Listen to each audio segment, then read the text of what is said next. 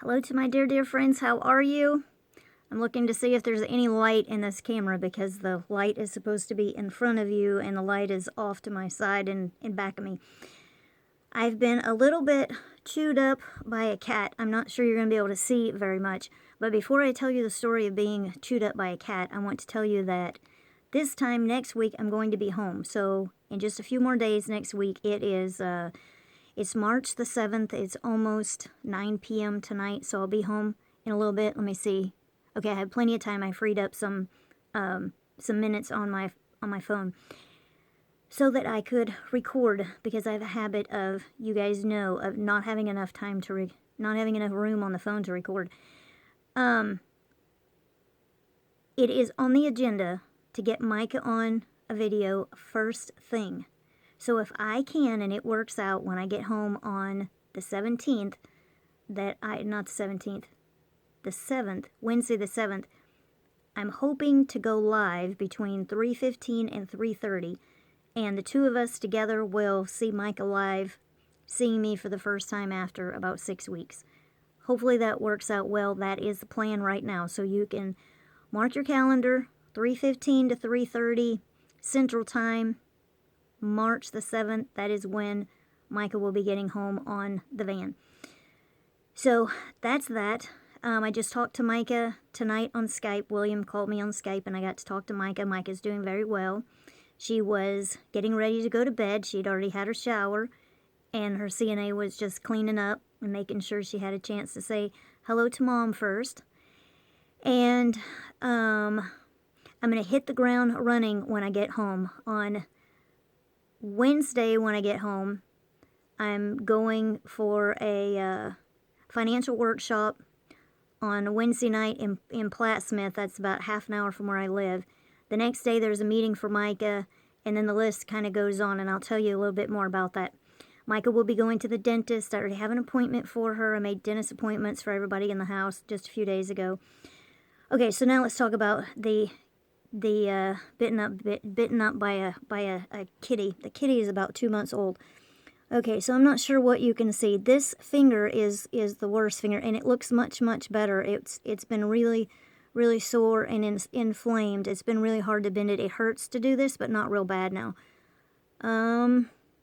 Let's see, a little bit there, and a little bit there, and a little bit there. And let's see, a little bit there. And let's see, I'm trying to look at the camera and see if I'm getting all of it in. Anyway, oh, and this knuckle was real bad this morning, but it's much better. Like it swelled, but it was real hard to bend it this morning and it was hurting. And then this is swelled, and this part is got like a tiny bit of pus in it. But I've been to the doctor this morning.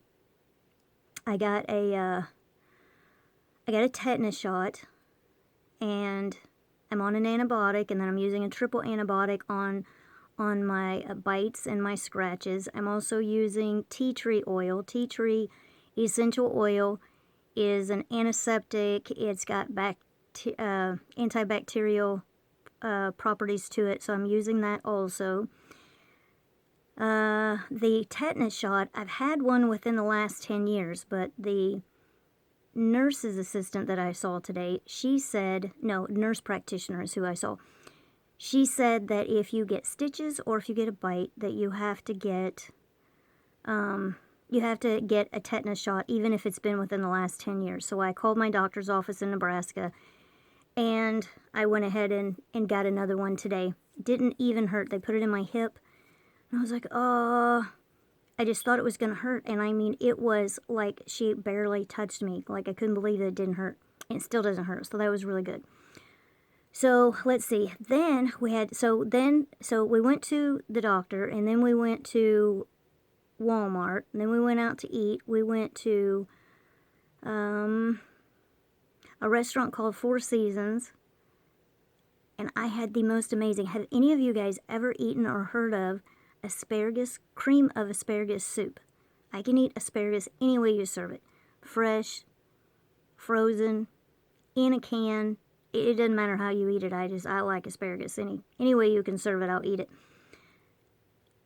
I've never heard of cream of asparagus soup, but it was really, really good. That's what I had today, and I had a spinach salad that was really good. This place makes really good salads anyway. Mom got some Mexican food, and Dad got a chicken fried steak with some corn. I didn't actually see the rest of his plate. His drink was in the way. I don't know what else he ate, but I asked him to let me have a bite of his steak. I wanted to see how good it was.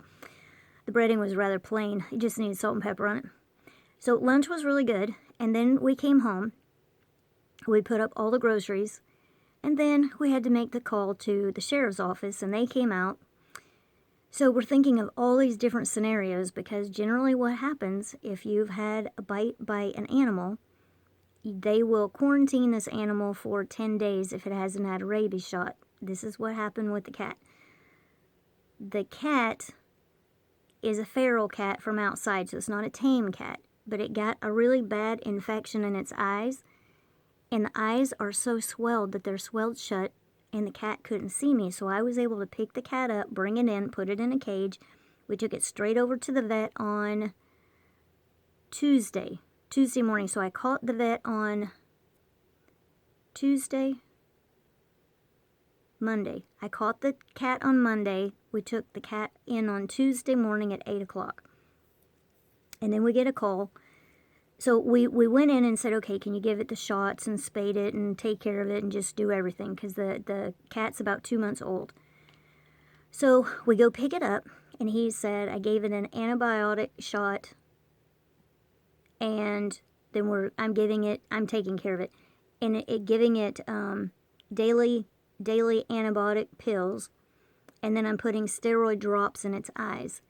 And he said, I didn't feel like we should do anything else to this cat because the cat is sick. We should wait. It should take about a week before we know about these eyes if we're even going to be able to do anything with this cat. He thinks the cat has chlamydia, but he wasn't even sure because he couldn't even get into the cat's eyes. What I looked up on the internet is between 8 and 10 weeks is when cats can get this, because that's about the time that they're not nursing from their mother. Their immunity system goes down. And then if you have a community of cats, which there's, a small community outside and it's cold outside, and there's a building outside, that they can go in and out of to be warm. There's water and food and a litter box in there.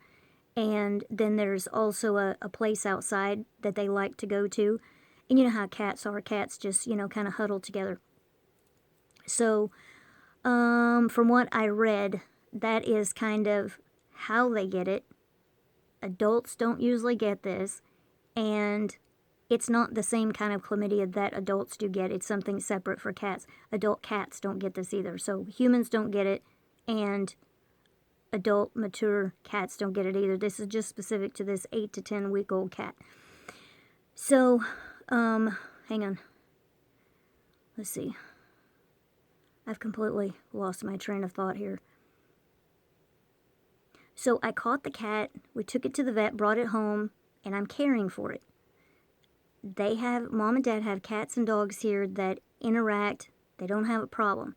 At home, you guys know we have 3 cats and we have Bo. There's no problem between them.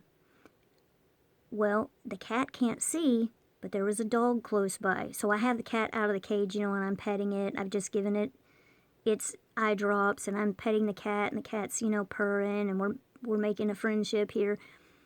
The dog comes, kind of close, not real close, but just comes my way, and she smells the cat, and she hisses at it. That was my clue to put the cat back in the cage. I did not think about it because I'm just so used to cats and dogs being around each other. Well, the dog got a little bit closer, and the cat went berserk, but I could not let go of the cat. Number 1, the cat would have gotten loose. I would have never gotten my hands on that cat again. Number 2, we didn't want the other cats to be exposed to what this cat has, to this infection in its eyes.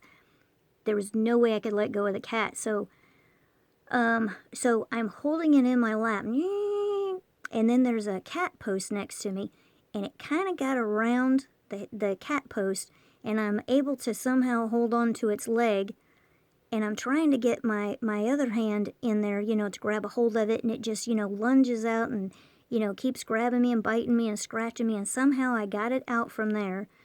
And then I'm over here with the cat, and every time I try to put my hand around the back of that cat to get, you know, back on the back of its neck so that it would not have any control, I would have all the control then, and it would see me and it would just bite me.